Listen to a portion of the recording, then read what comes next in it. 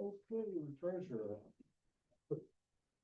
So many of the bills, for this month are your kind of standard monthly, uh, transactions. A few that I'll note is there are a litany of MRB group bills to close out both the administrative contract and the Route 20 site subdivision. So I believe for both of those projects, we have the final bills now. There's a couple of months for both of those in there as well, because the billing cycle was a little off with our meeting schedule. So I don't believe we'll be getting any more bills from MRB group for either of those projects moving forward. There's also an interim invoice from Bonadio for the audit and 2 registrations for the Chamber State of the City and County event for Mr. Miller and Mr. Marshall to attend next week. And there was also an invoice from Barton and LeJudas for the investigation being done at the Brutus site. So those are the ones that are kind of the out of the ordinary things. Yeah, and the Harris speech. Yeah, the Harris Beach, we get a monthly bill from, more or less. So. Nice Egg, Xerox, Spectrum, those are all, standard monthly bills. The Harris speech one went way back. Yeah, it did cover a couple of months. We had a couple of bills in December that I thought would clear out 2025, but it looks like there was some additional charges, from October and starting in October. I think it was at 10,000.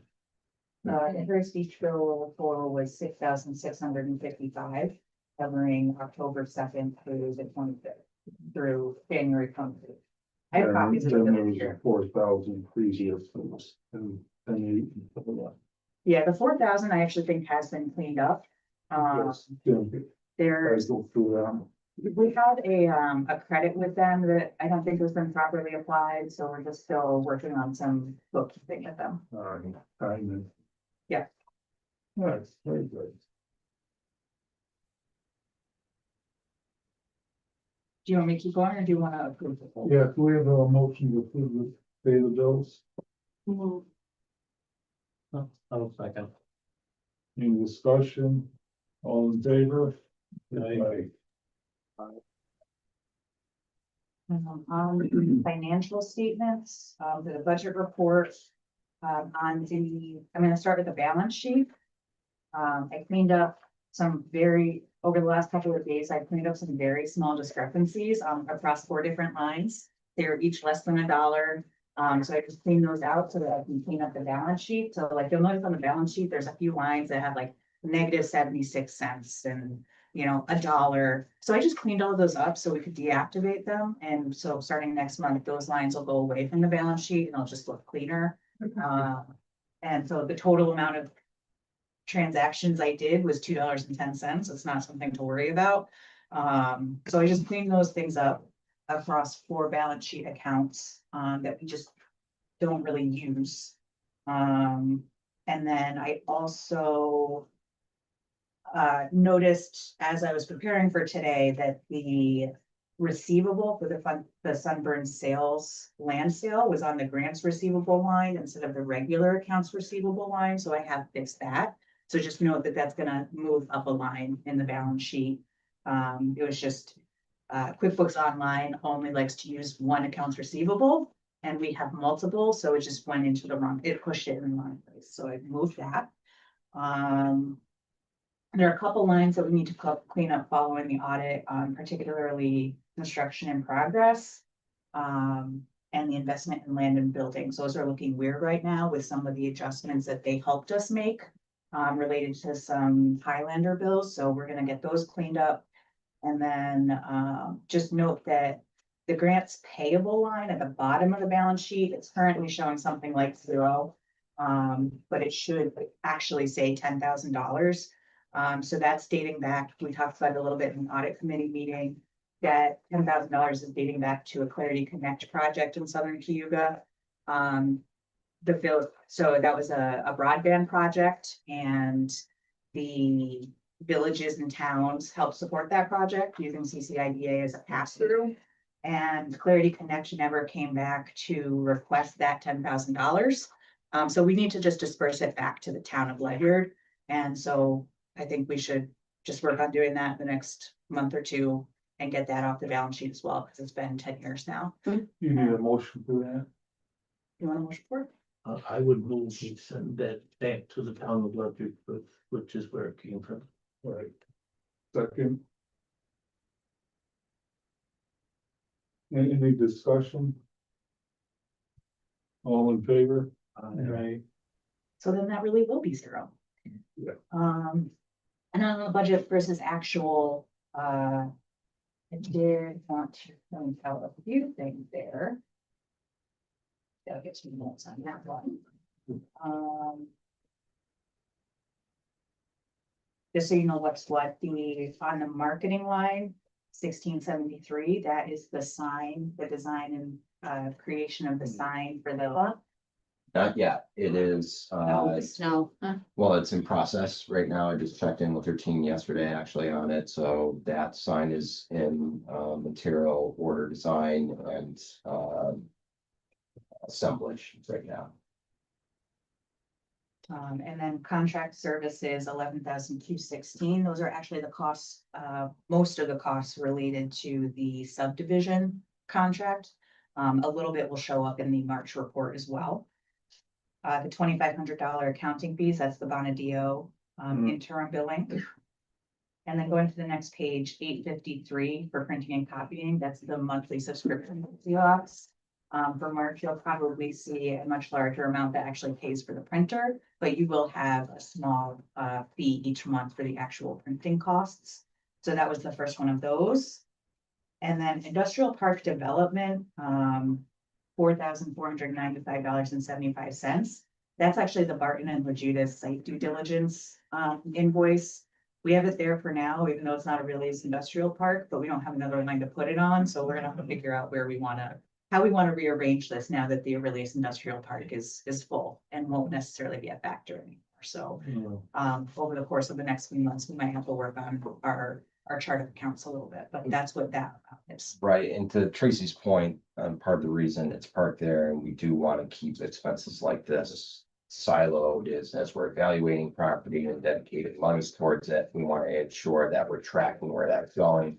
And that will be important going into any future acquisition and book value of the property and all the costs that have gone into it. So we want to make sure we're keeping good, diligent tracking of it. Yeah, so to the conversation, we had an audit committee about the cost basis of the land. If we don't move forward, or if the board doesn't move forward with buying that property, then we'll just expense this on a professional services line. But if you do move forward, we will count that as part of the cost basis. So I just wanted to, and then the profit and loss comparison, you know, that's all the same expenses, it's just presented differently. You have January of this year versus last year. So nothing to add on that. And that is, Normally send these packets out before meeting day or yep, they got sent out last, really? Yes, Thursday, last Friday. Yeah. 110 pages. I haven't got it. oh, so I'll double Okay. check. We'll have to do some testing to see Okay. why you might not be getting it. Make sure it didn't go in your junk email sometimes, because you're new to the board, maybe Okay. something. Looking I'll like do some- spam folder or something. Yeah, just look at spam or junk, but if Yeah, I'll do a test and Okay. give you a call and see Sure. if you got it. Okay, it'd be good. And then the pilot disbursement report, up until today, all the pilots had been received and dispersed except for PGMOB, which is the cancer center. But that came in today, so we'll be dispersing that, and then the whole round of 2020, early 2026 pilots will be cleaned up. That wasn't late, was it? Was like, It was a little bit late, yeah. so it's up to us to issue a penalty on that. So board has full discretion over whether or not to issue a penalty on that. But the amount of money is significant, less than $1,000. Any other client where it's potentially hundreds of thousands of dollars, I would say absolutely, because the taxing jurisdictions really count on that. Considering the amount of money for this particular client, I would say it's not worth issuing a fee for that, but What's the total? $802.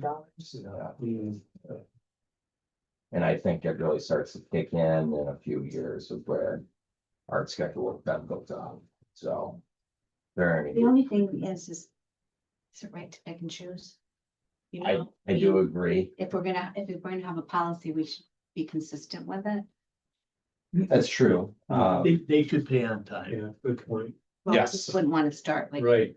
Yeah, Yeah, we like you, we don't like you. yeah, picking and choosing. Yeah. Good point. we had reached out to them, probably everyone 2, if not 3 times, Tracy, and part of that was during the transition between MRB and Tracy there, so. So certainly were reminded on occasion.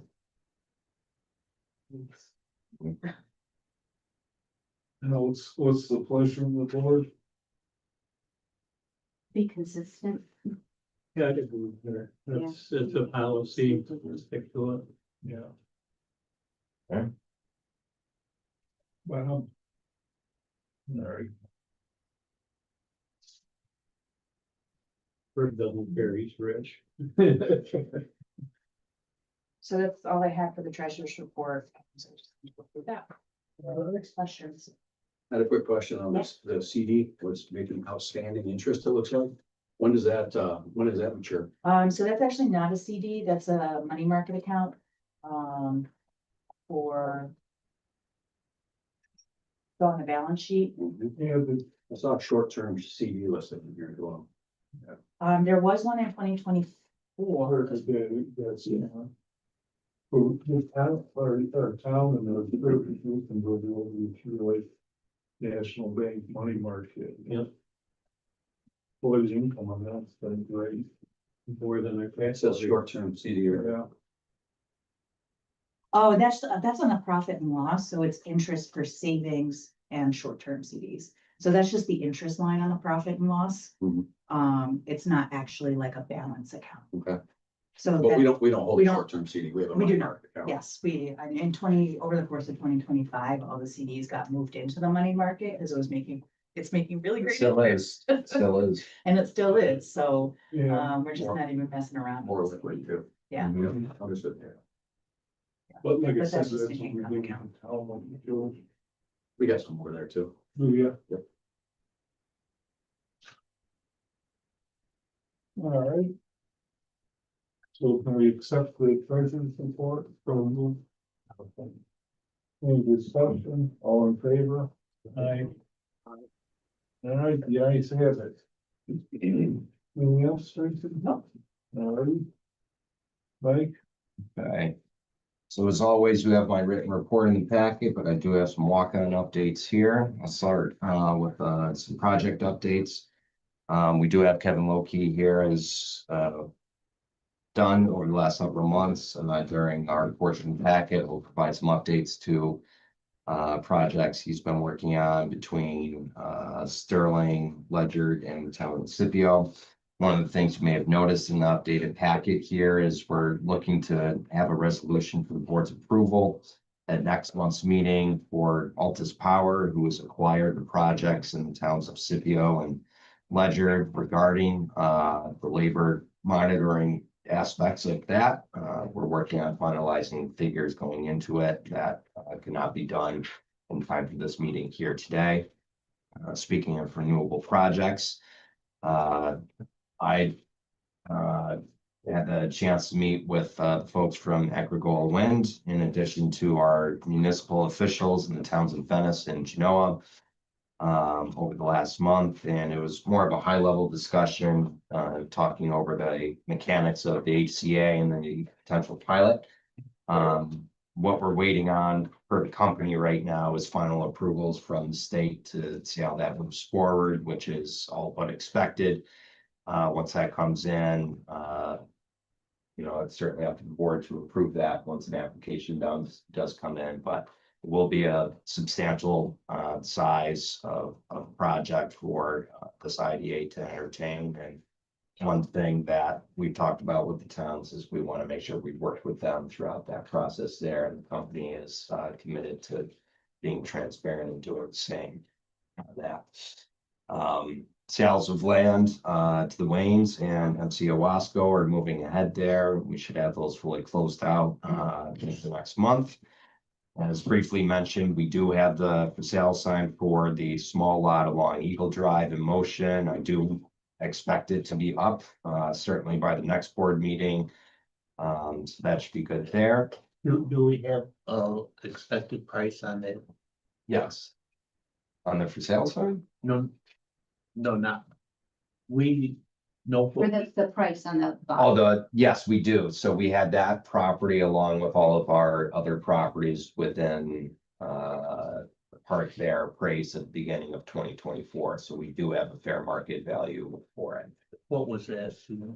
I believe it was $100,000 for that parcel, and largely because it's the visibility of it right along I-20 makes it quite desirable. So we'll see if our sign helps kick up some more interest in it that we otherwise not have been able to drum up on that. So working along some of the project updates quickly on the land front, have continued to engage with Barton and Judas for the property up in Barton and Judas for the property up in Brutus. It's one of the items I would recommend the board have discussion in executive session to go into a little further detail. Last item for land here, I have made contact with GE representatives for the PowerX site. I'm just waiting on a follow-up to set up a meeting to discuss that with them. On the stakeholder engagement side of things here, I had the chance to attend the DRI New York Forward Award ceremony over at Casanova. I attended it with Carrie Terwilliger. It was presided over by Governor Hochul. The three awardees was Casanova College and the towns of Marcellus in Mexico. I'm sure a lot of you in here were aware of. Weeds Ford had applied, but did not win. They had a really strong application, and hopefully they will reapply this year. Just a quick point of note here for those DRI New York Forward awardees. They're really great projects that not only boost those municipalities, but a lot of them do become eligible for IDA benefits as well. So it's in our interest to ensure that we're working to support with them on that moving forward, just as we have with current awardees for the villages of Moravia, Union Springs, Aurora, and Cayuga. Some other quick points on the stakeholder side here. Continuing to work with our countywide strategic plan and brownfield opportunity assessment. We actually just had a BOA meeting yesterday and an update from the contractors on that. There's going to be a couple of public meetings scheduled for April 22nd and the 23rd. I'll be happy to share that with the group for anyone who's interested in that. For specific brownfields such as the PowerX site, this is where the IDA can play a critical role on that there. Moving on to operations quickly here. Did have a chance to meet with the land committee earlier this week to review some sites, but I'll leave that to the land committee to speak in a little more detail later in the meeting here. On our state reporting, I believe we're pretty much set on that end there. Tracy will be able to provide a high-level update as she's been managing the input into the Paris reporting system. Our financial audit is 99% complete. Should have the final touches over the next few days here. And I would say this is probably the highest comfort I've had in terms of submitting everything by the 31st deadline in a good few years. We did receive our last pilot payment, so that'll be closed out. And as mentioned earlier, the state of county and city is next Tuesday. Mr. Marshall and I are signed up for that, but happy to get anyone else who's interested in attending signed up. It is next Tuesday from 8 to 9:30. It's going to be over at the Auburn Public Theater. So just let me know or Tracy know. We'll get you signed up. That's all the high level things I have for you here, but I'm happy to answer any questions. Thank you. All set, Mike? I did have one question real quick, and sorry if we already covered this. It had to do with the pilot reports with Page Trucking, and there was a net loss. Has that triggered a clawback yet? It hasn't, and part of the reason for that, I'm glad you brought it up, Don. So my discussion with the company over this, and I did a specific site visit back in 2024. Speaking with leadership at their team, like many other companies during the COVID-19 pandemic, it really threw their operational model into a whole new world. So through that process, as they explained to me, and I had shared with the board at the time, is they had to obviously take a look at their workforce and reduce headcount to ensure that they could stay afloat. And from that time, they made significant efficiencies in how they were maintaining headcount for the foreseeable future there. So that satisfied me and the board at the time that there was a qualifying event and circumstances that it would not trigger clawback provisions per our agreement with them. How much of a reduction in labor? We do have that right in the summary, but I think it's 42, not more. Page 81, it says jobs created negative 107. Original. So they, when they applied, it was they had 204, and they were planning on creating 50 jobs, but they're actually only at 97 right now. 97. 97.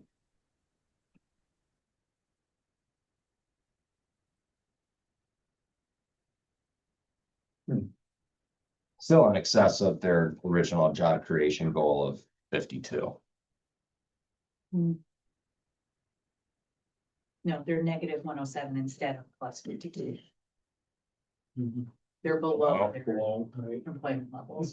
Tracy, just say that once more, so So when they started, when they applied to the IDA, they had 204 employees. yes. They were planning to add 52, which would have brought them up to 256. Yeah.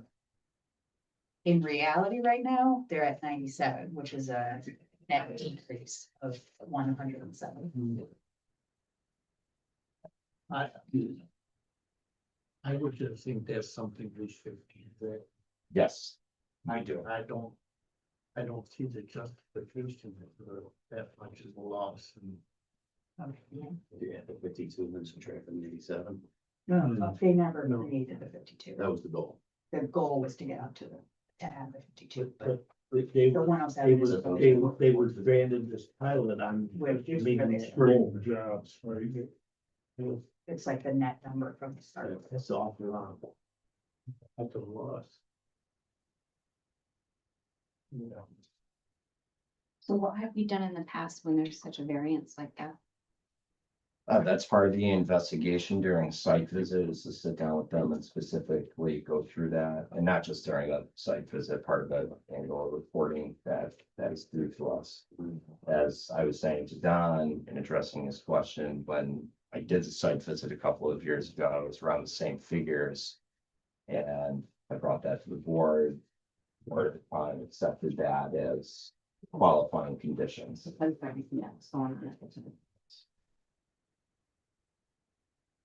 So when does this board re-review their circumstances? I'm actually, it's Good question. It's great timing coming up as I'm doing site visit scheduling again this year to specifically to go each site and go through these figures again. I can bring this back up and see where we're at, and if it's not within parameters that's acceptable to the board, then we can go back to our contract and evaluate whether or not it's still in good standing. You know, we think that, I mean, it's. Well, Justin's on the line, you could ask Justin, Oh, is he? you guys should know what the options are for Justin. Yeah. Justin, what are our options? Yeah.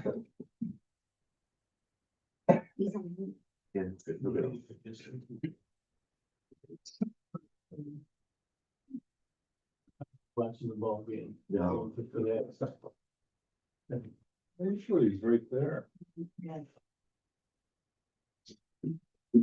Well, when are we gonna do the site visit then? I have to schedule it, with them, so.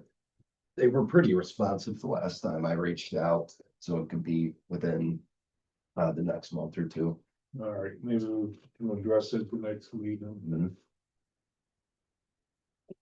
All right. Anything else, Don? No, that was the only thing that stuck out to me. No. Appreciate you bringing that up. What else we got here?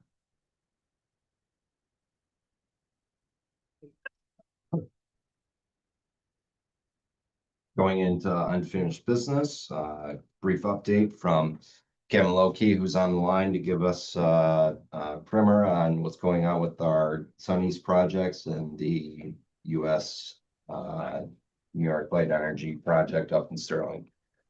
Kevin? All right, good afternoon. So I'm going to be providing you our figures from February for the projects we're monitoring, starting with NYUSLE Sterling Station Road 1 LLC. On that project, there were 46 total workdays reported for February. Total Cayuga compliance was 0%. Local area compliance was 20%. Other New York State residents were 80%. And there were 0% of non-New York residents during the month of February. For Sun East Dog Corners, there was a total of 1,014 workdays reported. 5% of the total workforce were Cayuga residents, 73% were local area residents, 15% were other New York State residents, and 7% were out-of-state residents. For Sun East Scipio Solar LLC, 859 total workdays were reported. 5% of the workforce was from Cayuga County, 84% from the local area, 4% other New York State residents, and 7% were out of state. Any questions on those figures? Would you go over the first one, the Sterling one? Sure. What is your question on the Sterling project? Well, the same numbers you gave on the other one. It was 0.937. Okay, I didn't see that. No, that's right. It's in your packet. Thank you. Okay.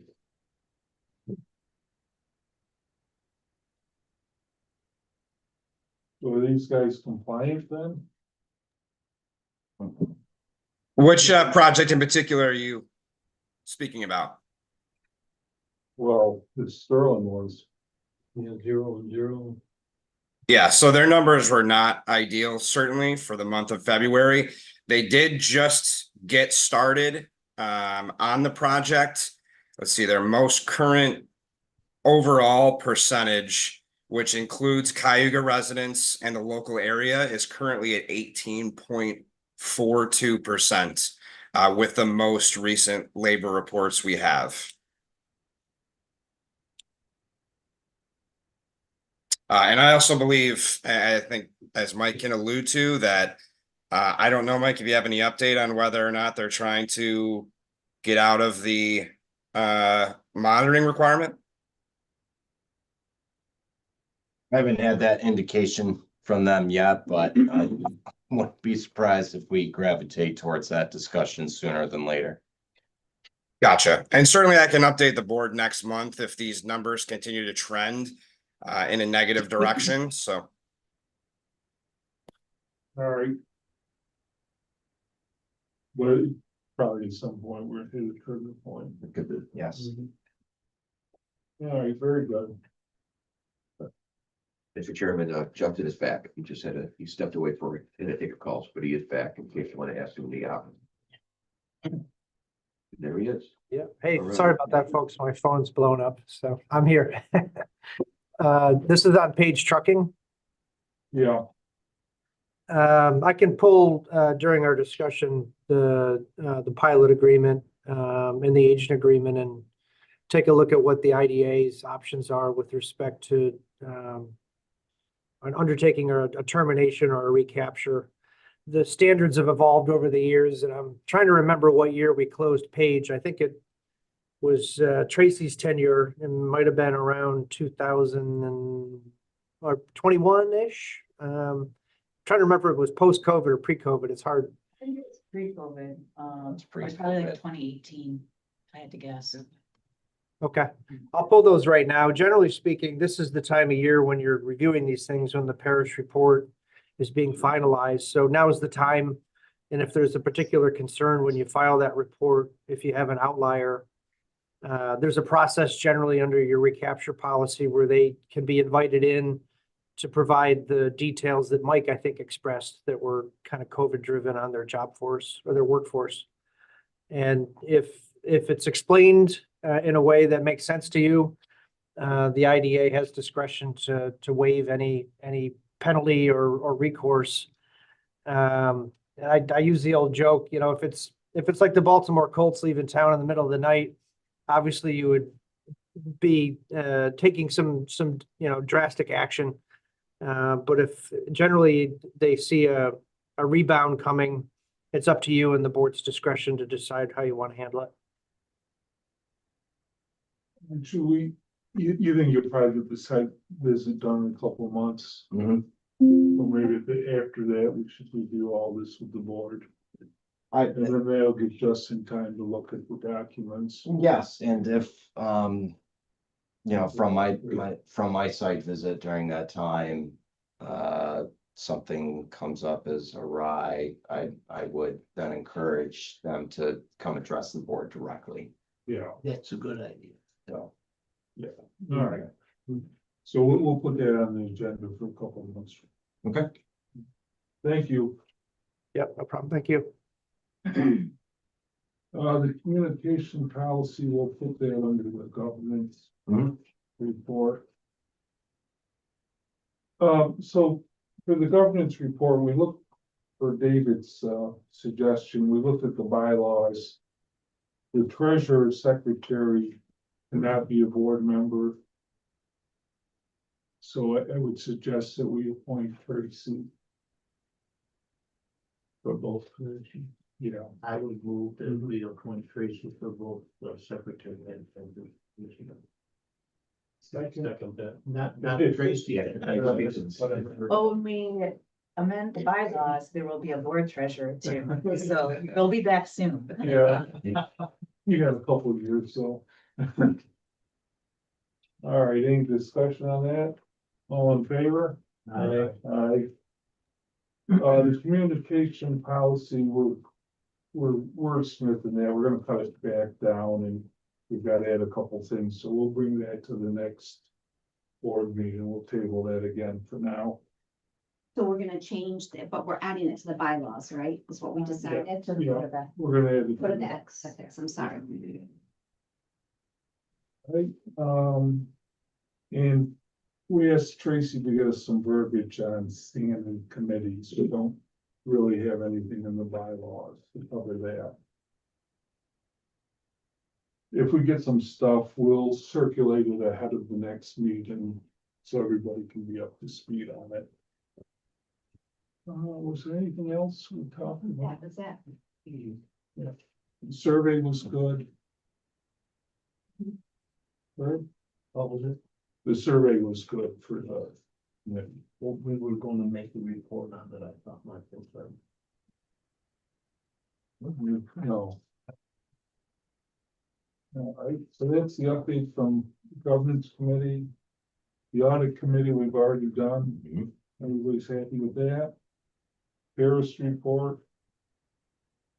Yeah, as mentioned earlier, Tracy's really been leading the efforts, and prior to that, it had been MRB to ensure that we were getting all of our annual reporting coming together from our various clients, working with the auditors to complete the audit report. We have completed the annual measurement and operations and accomplishment report as well. We've done the procurement report, the investment report. That was all contained in the electronic packet that was sent to you. That's why it was so ungodly large. What's in your packet today is a summary of what that is, and we can provide anyone as requested a full printed packet. We just wanted to save you the amount Well, of time. I'm using it to do my carbon.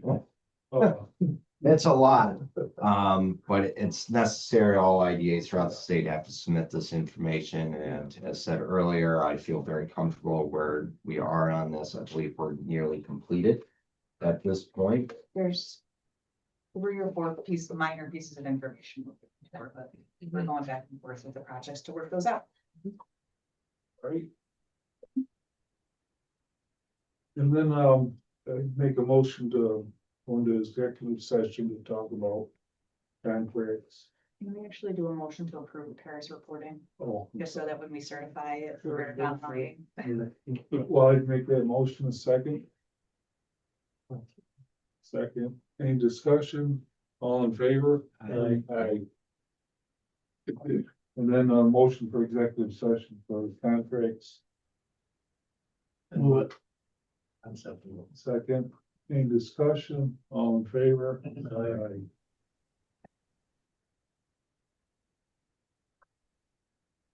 Did you make that motion? Yeah, he was Was it his upset. car? Was it his car? I don't know, because it keeps, you hear this beep, beep, beep, and then it says, When we pause what's that do to you too? It he just left, he wasn't there. Current, the live stream, we paused the live stream. Well, I paused Zoom. You paused the recording, but YouTube would still be live if you're live streaming.